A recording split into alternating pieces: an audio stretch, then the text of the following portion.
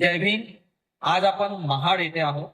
महाडच्या चौदार तळ्याच्या शेजारी क्रांतीस्तंभ जिथे महामानव डॉक्टर बाबासाहेब आंबेडकरांनी मनुस्मृतीचं दहन केलं त्या स्थळाच्या अगदी जवळ आपण आहोत.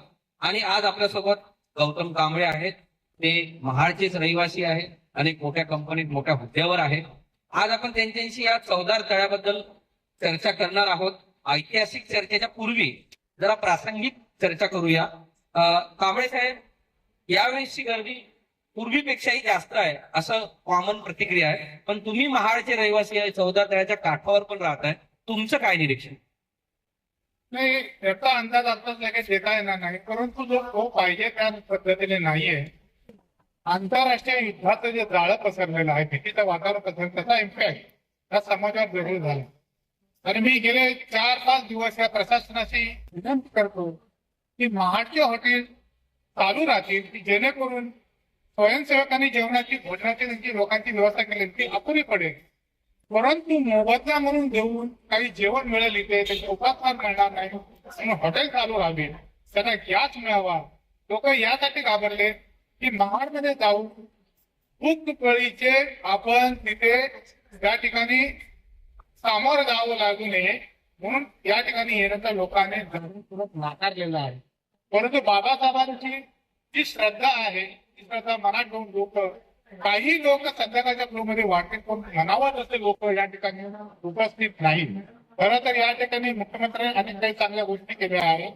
त्या गोष्टी करत असताना इथे लोक त्या पद्धतीने उपस्थित असावेत असा तो याचा अर्थ तुम्हाला ही अपेक्षा होती की विशेष बाब म्हणून या परिसरातल्या जे हॉटेल आहेत त्यांना सरकारच्या वतीने गॅस सिलेंडरचा प्रॉपर पुरवठा जर झाला असता तर ते हॉटेल पण सुरू झाले होते. कारण आम्ही येताना पण अनेक हॉटेल बंद होते किंवा मर्यादित खायला मिळत होतं. याबद्दल तुम्हाला काय वाटतं? तशी काही विनंती आयोजकांच्या वतीनं, लोकांच्या वतीनं काही करण्यात आली होती का? आयोजकांकडनं होती, परंतु हे कॉमन सेन्स आहे की एखादा सोहळा जेव्हा अरेंज होतो इथं कोणी निमंत्रण म्हणून येत नाहीत लोक. हे बिना निमंत्रणाचा हा सोहळा बाबासाहेबांनी आम्हाला मानवतेसाठी या ठिकाणी आणलेला तो एक संघर्षाची प्रेरणा देण्याचं काही येते. तिथं कोणाला निमंत्रण बोलवावं लागत नाही, पण लोक सुरक्षितता देखील तेवढीच महत्वाची पाहतात आणि हे पाहिलं पाहिजे. तर बाबासाहेबांचा बुद्ध धर्म आपल्याला दिलेला आहे आधुनिक पद्धतीचा. जर स्वतः सुरक्षित नसेल तर इतरांना काय सुरक्षितता देऊ शकतो आपण? तर प्रोएक्टिव्ह धर्माचा मार्ग आपल्याकडे असल्या कारणाने आपण ह्या गोष्टी जाणीवपूर्वक पाळल्या पाहिजे. म्हणून प्रशासनाला माझी विनंती होते, हे तुम्ही डिक्लेअर करायला पाहिजे होतं की महाडमध्ये बाबासाहेबांची जनता कोणत्या जाती धर्माची असो तर आधी सुरक्षित राहील, त्यांची खाण्यापिण्यापासून कोणतीही इथं हालचाल होणार नाही हे जाहीर करायला पाहिजे होतं. परंतु आज जर या ठिकाणी आपण फेऱ्या मारल्यात की बहुतांश हॉटेल निव्वळ गॅस अभावी मुलांना दूध गरम मिळत नाहीये, बरीचशी मुलं दुधावेने या ठिकाणी वणवण फिरत आहे. या ठिकाणी लोकांना जेवणाची व्यवस्था त्याची होत नाहीये की जे स्वतः खर्च करू शकतात. आज बाबासाहेबांनी आम्हाला भिकारातून लाचारीतून श्रीमंतकडे आणलं, पैसे असून उपाशी राहावं लागते लोकांना. आणि याचा इम्पॅक्ट संपूर्ण समाजावर, संपूर्ण जनतेवर झालेला आहे. आणि ज्याप्रमाणे हा फ्लो पाहिजे 9व्या वर्षाचा म्हणजे सत्तापूर्तीकडे आपण जातो, हेरिटेजकडे जातो, तर हा जो ज्या मनाने जो फ्लो पाहिजे होता तेवढा फ्लो नाही. आणि जे लोक आले त्यांची जेवण सोडून इतर व्यवस्थेमध्ये काय त्रुटी जाणवत आहेत? आणखी काय असायला हवं होतं का? खास करून काही छत वगैरे असायला हवं होतं का या परिसरात? नक्कीच, कारण हा उन्हाचा कहर आहे. साधारणतः 38 ते 40 डिग्री टेम्परेचर. या टेम्परेचर मध्ये खरं तर आरोग्याची व्यवस्था एकदम तत्पर असायला पाहिजे. त्याचबरोबर छत असायला पाहिजे होतं. 14 तळ्यावर काही प्रमाणात छत आहे, पण या भागामध्ये डोकर सावली असायला पाहिजे. तर लोक चालताना तिथे स्ट्रोक निर्माण होऊ शकतो आणि लोकांमध्ये आपत्तीचं वातावरण निर्माण होऊ शकतं. बाबासाहेबांच्या सोहळ्यामध्ये कुठली अनिष्ट घटना घडत नाही ती ठरवली जात नाही. तर काही ठिकाणी काही झाले असतील त्याला वेगळा भाग आहे तिथं, पण महाडमध्ये फक्त काही प्रकार नाहीये. बाबासाहेबांच्या या संघर्षाने ह्या सगळ्या समस्या संपलेल्या त्या पुढे उद्भवणारच नाही. त्यासाठी तुम्ही आम्ही देखील तेवढी जबाबदार नागरिक म्हणून आपण काळजी घेतो. कुठे गालबोट लागू नये, परंतु ही व्यवस्था व्हायला पाहिजे होती. त्यात पाहिजे होतं अल्पसं पेंडॉल होतं त्या ठिकाणी बऱ्यापैकी सुविधा झालेली आहे. सावली खाली आणायला पाहिजे एक घंटा. कांबळे साहेब, आपण थोडस त्या या चळवळीच्या सत्याग्रहाच्या ऐतिहासिक बाजूकडे जाऊया. काही तज्ज्ञांचं म्हणणं असं आहे की फ्रेंच राज्यक्रांतीपेक्षा एक महान क्रांती बाबासाहेबांनी 20 मार्च 1927 महाड येथे केली. आणि जी मूल्य आपल्याला फ्रेंच राज्यक्रांतीने दिली असे वाटतात त्यापूर्वीच ते मूल्य भारतामध्ये अस्तित्वात होती असं सुद्धा महामानव डॉक्टर बाबासाहेब आंबेडकरांनी म्हटलेलं आहे. आपण फ्रेंच राज्यक्रांतीशी तुलना करताना या महाडच्या 14 तळ्याच्या क्रांतीकडे कसं बघता? सर, मी मुंबई विद्यापीठाच्या हिस्ट्रीचा एम ए मास्टर ग्रॅज्युएट आहे. त्यामुळे बाबासाहेब बोलले की नाही हे प्रत्येकाने लिहिलंय त्याच्यावर विश्वास करून चालणार नाही. अनेक अशा गोष्टी आहेत की स्वतःहून प्रसिद्धीसाठी लिहिणारे लेखक आहेत. हा ठिकाणचा इतिहास फार वेगळा, बाबासाहेबांचा दृष्टिकोन फार वेगळा. मला उलटा प्रश्न तुम्हाला आहे, फ्रेंच राज्यक्रांती का तुम्ही बघता? जगातील मोठी राज्यक्रांती करणारे या देशातील नव्हे जगातील महान सुपुत्र बुद्ध आहे आणि त्या बुद्धाच्या पावलावर बाबासाहेब चाललेले आहेत. ही गोष्ट नाकारता येणार नाही त्याच्यामध्ये. फ्रेंच राज्यक्रांती ही एक तात्विक एरिया बुद्ध होती. बाबासाहेबांची राज्यक्रांती जी आहे ती जगाला शांततेचा इतिहास जागृत करणारी राज्यक्रांती. बघा, कुठल्याही राज्यक्रांतीला रक्ताचा गालबोट लागलेला आहे. जगातील एकमेव अशी क्रांती आहे ती महाड 14 तळ्याची क्रांती. रक्ताचा एकही थेंब न सांडता सामाजिक बदल घडवून आणणारी ही महाडची क्रांती आहे. ही मानवतेची क्रांती आहे. ही लोकशाही बुद्ध चालवतो. लोकशाही आपण सगळे बोलतो, लोकशाही आपण वाचतो, लोकशाही प्रत्येक कलम वाचतो. 399 397 कलम वाचतो. लोकशाही म्हणजे नक्की काय हो? बाबासाहेबांनी एका वाक्यात तुम्हाला लोकशाही शिकवली. लोकांच्या सामाजिक, आर्थिक आणि राजकीय जीवनात रक्ताचा एकही थेंब न सांडता क्रांतिकारक बदल घडवून आणणे म्हणजे लोकशाही. किती सोप्या वाक्यात सांगितली बाबा, ही लोकशाही. आता ही आम्हाला लोकशाही कोणती शिकवली जाते? अब्राहम लिंकनची. लोकांनी लोकांसाठी चालवली लोकशाही, लोकांसाठी चालवलं राज्यामध्ये लोकशाही. बाबासाहेबांनी सांगितले लोकशाही आणि आम्ही ही लोकशाही आम्हाला तिथं नाटक करण्यात आलं. त्याची लोकशाही आपण घेतो. त्याच्यात आम्हाला त्या देशातील व्यवस्था, त्या देशाची शैक्षणिक व्यवस्था त्याच्यामध्ये काही बदल झाला. आणि जसं तुम्ही म्हणता फ्रेंच राज्यक्रांती ही क्रांती आहे आता येणार नाही. ती ठराविक समूहाने ठराविक समूहासाठी केलेली क्रांती होती. म्हणजे कामगारांनी दुर्जकांच्या विरोधात केलेली क्रांती होती. बाबासाहेबांनी मानवतेसाठी केलेली क्रांती आहे. हा जमीन आसमान फरक. बरोबर आहे गौतम साहेब. जर आपण इथल्या पुतळ्यावरचं जर बाबासाहेबांचं वाक्य ज्याला आपण महावाक्य म्हणूया तो हाच आहे की हा संघर्ष केवळ पाण्यासाठी नाही तर मूलभूत मानवी हक्कासाठी आहे असं बाबासाहेब त्या सत्याग्रहाच्या वेळी म्हणाले होते. आणि ते ऐतिहासिक वाक्य आहे आणि त्या या पुतळ्यावर पण ते कोरलेलं आहे.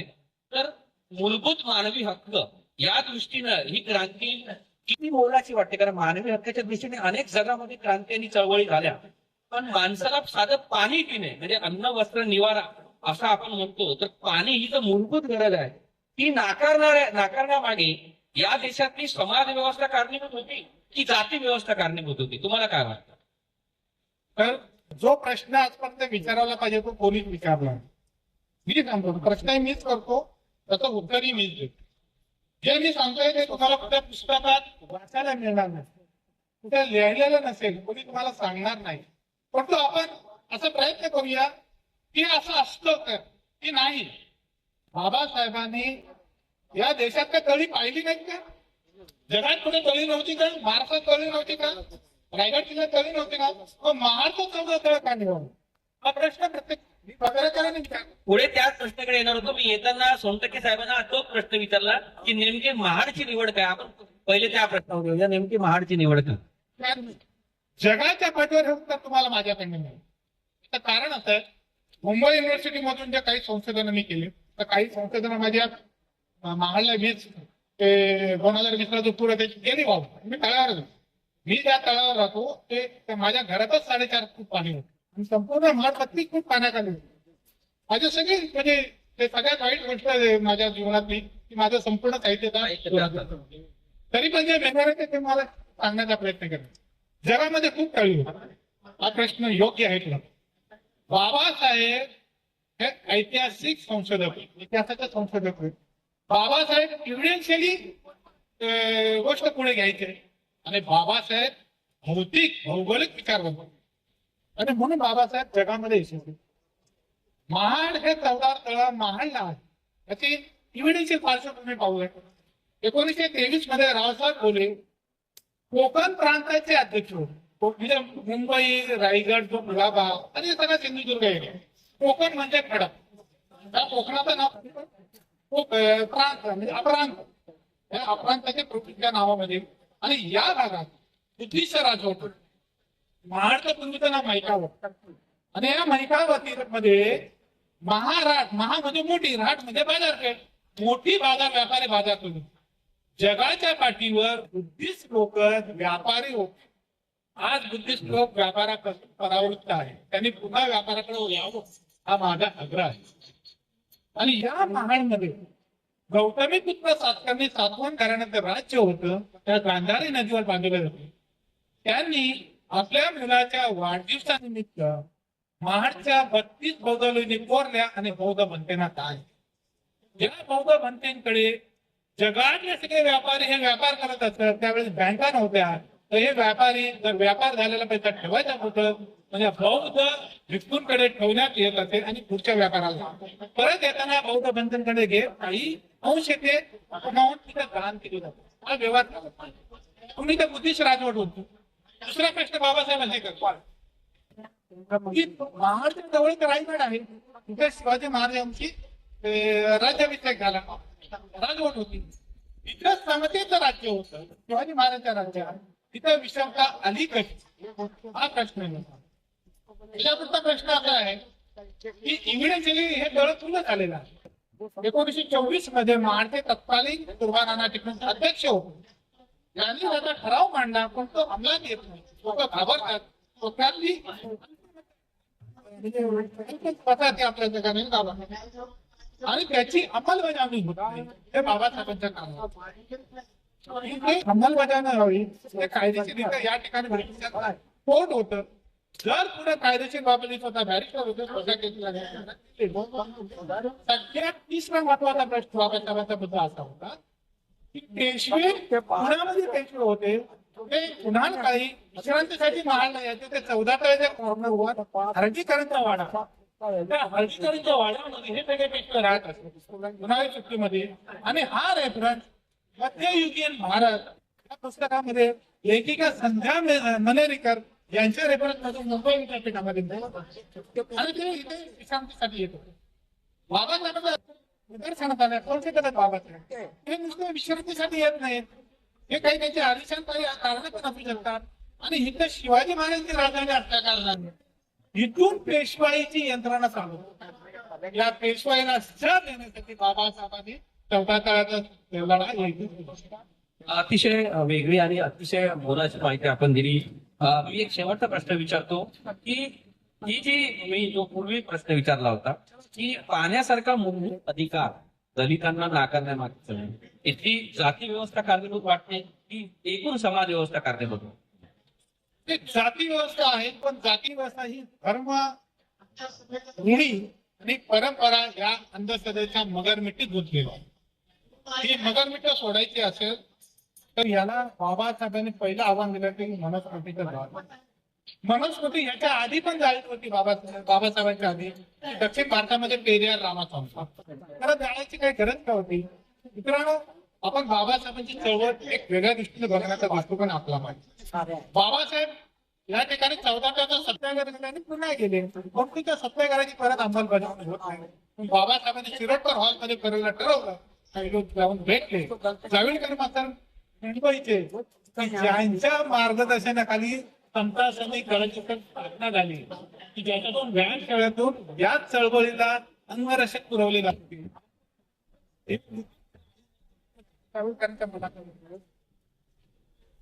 बाबासाहेबांनी ठरवलं की परत अंमलबजावणी करण्याने यावं. बाबासाहेबांच्या नियोजनाप्रमाणे बाबासाहेब आले. बोटीने इथं जवळच्या तासगाव बंदरावर होता. तिथून येणार या ठिकाणी बोटी तिथून पुढे आमच्या इथं गाडीकर म्हणतात त्याला म्हणजे तिथं आले त्या ठिकाणी आणि ते रायगड त्यावेळी कुलाब्याचे कलेक्टर गुड होते. आणि डायरेक्ट आधी बाबासाहेबांना दाखवला की डॉक्टर आंबेडकर साहेब या ठिकाणी जमावबंदीचा आदेश आहे.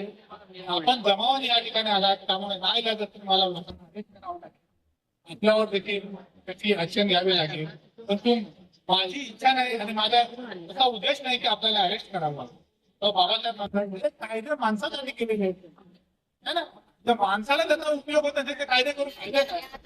परंतु तुझ्या आदेशाचं पालन आम्ही नक्कीच करू. बाबासाहेब कायद्याच्या अभ्यासक ते पालन करू.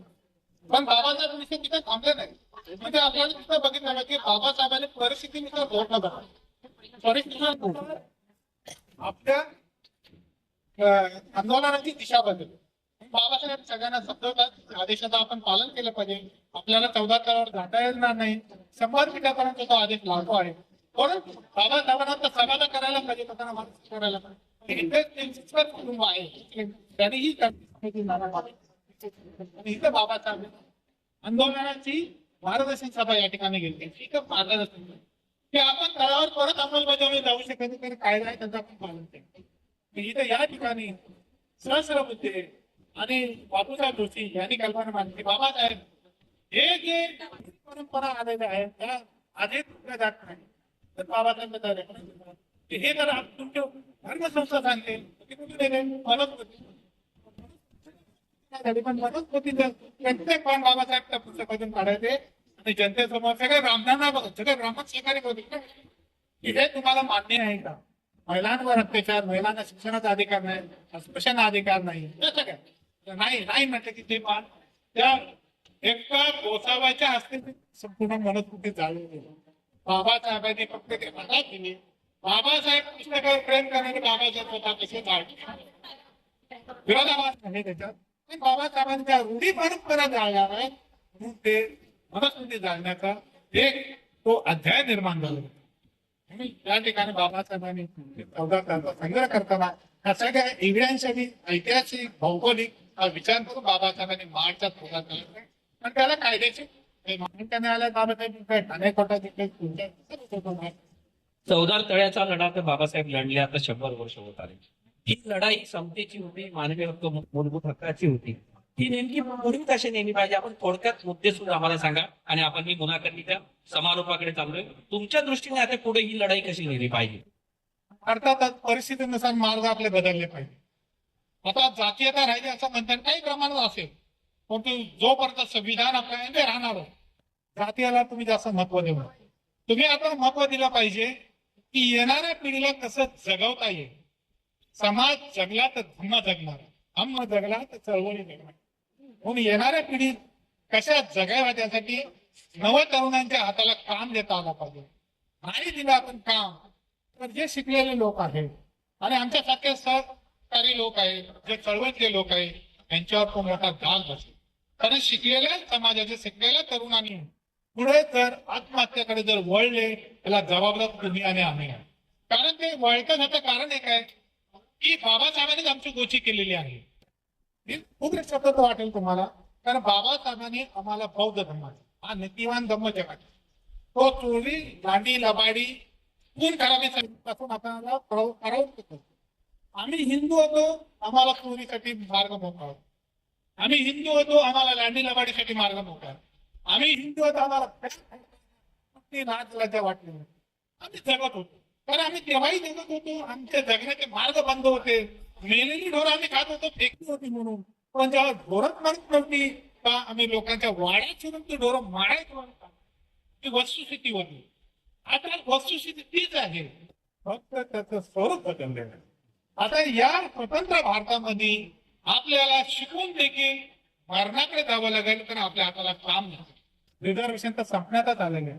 म्हणून ह्या मुलांच्या हाताला जर काम दिले नाही तर ही मुलं पुढं अरबी समुद्राच्या दिशेने वाटचाल करते. त्याला तुम्ही आम्ही जबाबदार आहोत. आपण संघटित राहून शासनाकडे हा आग्रह धरला पाहिजे.